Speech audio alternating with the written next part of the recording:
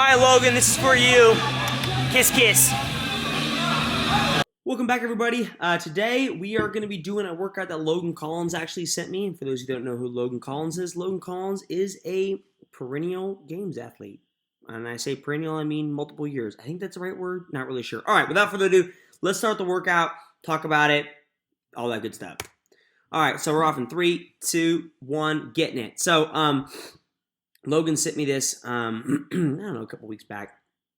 We've been doing a lot of like shorter workouts, so sub 6 minutes, sub 7 minutes, usually with 5-minute time caps essentially. And he sent me this workout and said, "Hey, can you do this in less than a minute? I'm sorry, less than a minute. In less than 5 minutes." He goes, "If you can do it sub 5 minutes, I will send you $1 via Venmo." So I'm not sure if Venmo takes a percentage, so it's probably less than $1. So he sent me this workout and said you should give this a try and see if you can do it sub 5 minutes. So the workout is 60 wall balls at 30 pounds, 30 parallel facing burpees and the parallet's 13 and a half to 14. I think it's 14 inches pretty much. It's right there on the floor. And then 15 bar muscle up. So it's half, half, and half, right? 60, 30, 15. So you're going to divide by 2 for everything. So we are doing this. Jake's right next to me, but Jake is instead doing, Jake Flowen's doing a 20-pound wall ball, because we decided that to make the integrity of the workout and the intensity of the workout, you should probably, if you're going to drop it at a 30, just do a 20. So, and we'll get to that conversation in a bit. So that's the workout, 5-minute time cap. I went first with Jake, and then Andrew will follow me right after it, and he'll do it after me, so we'll actually watch that too, and we'll see his time and how he approached it a little bit differently. So, approaching this workout, how does that have to be done in 5 minutes, right? 5 minutes, if you look at it from a perspective of time, you don't really have a whole lot of time, right? So, 60 wall balls, if I do 60 wall balls unbroken, I can do it in like 150, like a 150 to a 155, with a 20 or with a 30. I mean, it doesn't really change that much. So there you go, essentially a 150, right, a 147. So 60 wall balls you can do unbroken. Now it's going to come down to how quickly do you want to do these burpees over these stupid little parallel things. And I think I factor that I could do them in about 2 minutes. So that's 15 a minute, right? And so I think I'm going at a faster pace than 15 a minute now. So I don't know what to tell you. Actually, this morning before we did this workout, we actually did the age group online qualifier event number 3, I believe. So it was 100 alternating dumbbell snatches, 50 pounds, 50 cal row, and 100 bar facing burpees. So this morning I did 100 bar facing burpees, and then Logan Collins challenged me with this workout. And so now I'm doing 30 burpees over a parallel. And for those of you wondering, the parallel is a little bit taller than a bar. And I mean, I think my feet are going over the top of it. They might be going off the side a little bit. But I mean, the fact of the matter is, a parallel is pretty stinking short, so maybe you should have put 2 parallels next to each other. A few of them look like they're going over. Some look like they're going to this side. I don't know if it's just the angle or what. But anyways, so 30 of them. This is just the kind of just go. Like, you're not gonna. I don't know what I'm trying to say. You just got to keep moving, right? You just got to keep moving through this thing. So let's see. If I start with this at like a 155 on the clock, my goal is to get done by a 3:55, but I think I'm going to finish a little bit quicker than that. I think my burpees are a little bit quicker than I thought they were going to be. I was just able to hold on to a pretty consistent pace. I'm having a hard time talking today. And then we're going to finish it with 15 bar facing burpees. So we're going to watch me finish this workout, and then I'll actually talk about strategies to scale it if you're at home doing this workout and how you should scale it at home. And I'll grant that I know that some of you right now can't really go to a gym, so we're done at 3:30, essentially 3:33. So let's assume I get done at 1:53 to make it easy for math. A little less than 2 minutes by 20 seconds. So it's like a minute 40. Here is where I lost the workout. For those of you wondering to keep watching, this is where Jacob lost the workout, because how much time did I rest there? That's 20 seconds right now. Granted, I realize you're not going to get done with the bar. You're not going to get done with the burpees and go right into the bar muscle ups. It's just not going to happen. But you should be able to get to the bar faster than 20 seconds, Jacob. And so that's where I lost the workout. When I say lost the workout, I don't mean the 5-minute time cap. I actually mean when you watch Andrew go. Andrew watched, realized, okay, well, you can't really do wall balls any faster. Can't really do burpees any faster. It's not like I'm going to sprint that. But where you can make up time on me in this workout is you cannot rest between the burpees and the bar muscle ups. And the reason I did that is because I wanted to be able to do these unbroken. Look how ugly they are now. I want to be able to do this unbroken, which I could do, but I should have done it a little bit different. Whatever. All right, let's go watch Andrew now.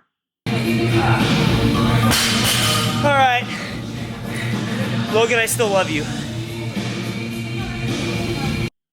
All right, Logan, so if you're watching this, you owe me $1. I'll send you my Venmo. Anyway, so Andrew went right after us.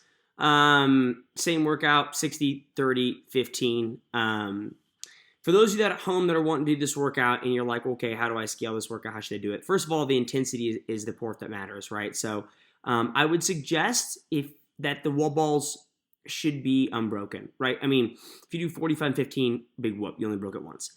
But it should be pretty darn near unbroken. So if I told you to do 60 wall balls with a 30-pound, you're like, oh, to break that into 15, then choose a different wall ball. That's the reason why Jake did a 20-pound wall ball, because he can't do 60 unbroken to 30, and so we decided, okay, well, let's just have you do a 20. Easy to do. It's not a big deal.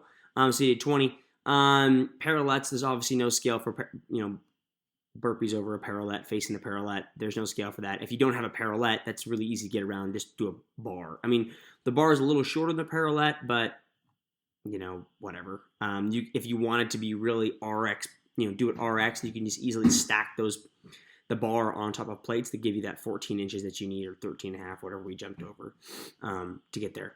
And then bar muscle ups, if you don't have bar muscle ups, no big deal. Instead, you can sub it out with pull-ups and ring dips is usually what actually not pull-ups and ring dips. You can sub it out with like pull-ups and bar dips if you can do it. I mean, because ring dips are usually for ring muscle-ups, but there's always good subs for that. If you just don't feel comfortable doing 15, right? So if you have bar muscle-ups, but you just can't do them in big sets, then just make the workout a little bit shorter, right? What I don't want to happen is I don't want you to be like, oh, okay, I need to do these 15 in as a big unbroken set as possible. So therefore, I'm going to make sure that I rest a lot, kind of like what I did. I would say don't do that. Choose a number that you can just do, that you can do. So if that's 10, do 10. It doesn't have to be 15. I don't think that was the importance of the workout. I don't know what Logan Collins' time was on the workout. I know he said, I'll give you $1 if you can go sub 5. I don't know if he was close to 5, if he was not close to 5. He told me he blew up, so I'm not really sure what that means. That could mean, okay, I blew up on the wall balls, and then I just kind of blew up for the rest of it. I don't know what that means. But anyways, Logan Collins is a great athlete, so I'm pretty sure he's probably close to 5. And ever since I did this and texted him about it, I'm pretty sure he probably did it again and probably went sub 4 because he's a freak of an athlete.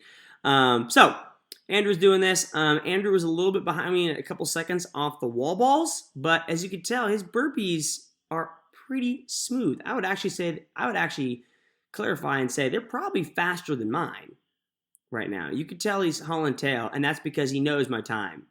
Actually, the joke we make in the barn or with the guys that I work out with is it depends on the workout, but if you go first, you always set the time to beat, and it's a little bit, it's a little bit easier for the guy behind you. I mean, I say this not because he did this to me, but because I've done it to him multiple times too. It's easier if you go second because you know the time to beat. I mean, that's why Heat 1 usually is the guys who aren't that great at like a sanctionals, and by the time we get to like Heat 4, it's the really great athletes because they don't know all the times to beat, right? And so that's kind of where you get it from. But anyways, the joke we always make is you have to beat the first. If you want to beat the first place guy, if you go second, you have to beat him by a certain amount of time.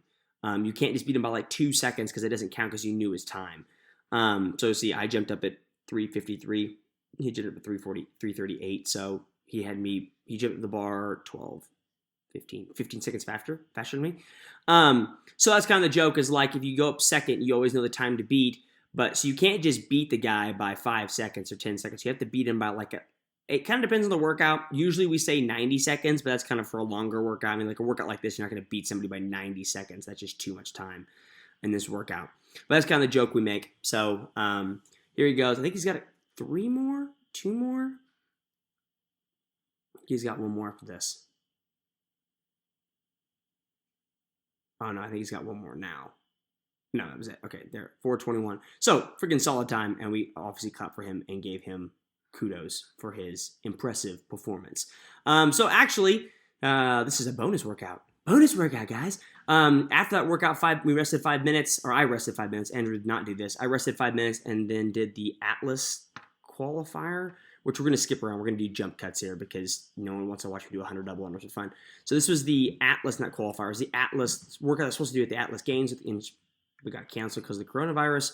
So we've got ourselves essentially 3 rounds of 100 double unders and then an ascending weight, descending rep front squat ladder, but from the floor. And so it was 100 double unders and then 8 front squats at 275, but you had to break it every 4. So you squat clean the first rep, that counted as a front squat. And then you did 3 front squats, you dropped it, rolled it, moved it, whatever, did a clean and 3 other front squats, back for 100 dubs. Then you come back for 4 front squats at 305. You have to break it in half, essentially 2 and 2. Then 100 double unders, and then you came back for the final weight at 325, which you had to break 2 front squats at 325, and you had to break every rep. Half of 2 is 1. So you did it essentially a squat clean, you dropped it, did another squat clean. I will say this is one thing I probably need to work on is I do not like, I don't know how Cody Anderson does it and some of these guys do it, but I think Travis Mayer does it too. I do not like cleaning in flats, whether it's Metcons, Nanos, you name it, whatever the case it is, whether athletic shoe you use, I do not like cleaning in them. I thoroughly dislike it. Personally, I think it's because of my feet. I have really, and this is not an excuse, but it is. I'm just kidding. I have really flat feet, and so, like super flat feet. I have no arches pretty much. So and that knee's terrible. So it's nice to have that sense of an arch when you do with Olympic lifting shoes on, and that heel helps and that stability on the ground. And the flats, I did not like. I was not prepared for this workout. After I rested 5 minutes after that workout, it was like 5 or 6 minutes, whatever it was. I was not prepared for this. I think I hit 275 real fast and decided, let's just go ahead and get it. It was late in the night and I was exhausted and I wanted to get home. And that is an ugly clean. But still to finish it. I think Andrew said it was a 7-minute time cap for the workout, which isn't obviously super aggressive. As you can see, I'm going to have about a minute left on the clock, but obviously they have to leave some wiggle room there for people who can't clean certain amounts of weight. And I don't know if I did it right? Like I didn't really roll the bar. I mean, I rested, but I didn't really roll the bar that much. So yeah, that's it. That's my day in a nutshell. Logan Collins workout plus a little extra one. Hope you guys enjoyed it. Let me know down below if you guys enjoyed this. If you have any recommendations for workouts for me to do. Other than that, have a safe day. I know the coronavirus is all around, so make sure you socially distance yourself from other people and cough in your arm like a vampire. Other than that, have a good one. Talk to you guys later. See ya.